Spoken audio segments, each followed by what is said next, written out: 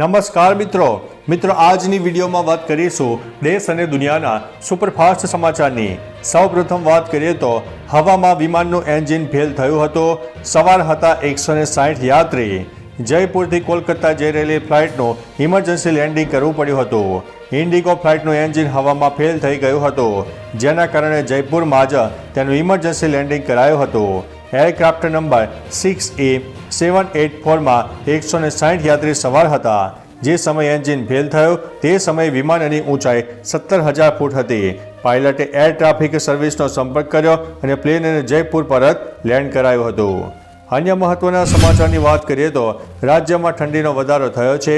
રાજ્યના 15 જેટલા શહેરોમાં તાપમાન 15 ડિગ્રી નીચે નોંધાયું છે। ઉત્તર તરફથી આવતા પવનોના કારણે ઠંડી વધી છે। 10.4 ડિગ્રી તાપમાન સાથે નલિયા સૌથી ઠંડુ શહેર બન્યું છે। અમદાવાદમાં 13.8 અને ગાંધીનગરમાં 12.8 ડિગ્રી તાપમાન નોંધાયું છે। આ વખતે 15 ફેબ્રુઆરીથી શિયાળો વિદાય લે તેવી શક્યતા છે। સામાન્ય રીતે 28 ફેબ્રુઆરીથી શિયાળાનું જોર ઘટતું હોય છે। અન્ય મહત્વના સમાચારની વાત કરીએ તો ફિક્સ પગારના કર્મચારીઓનો પગાર વધ્યો। રાજ્યની શાળાઓમાં કામ કરતા ફિક્સ પગારના કર્મચારીઓનો પગાર વધી ગયો છે।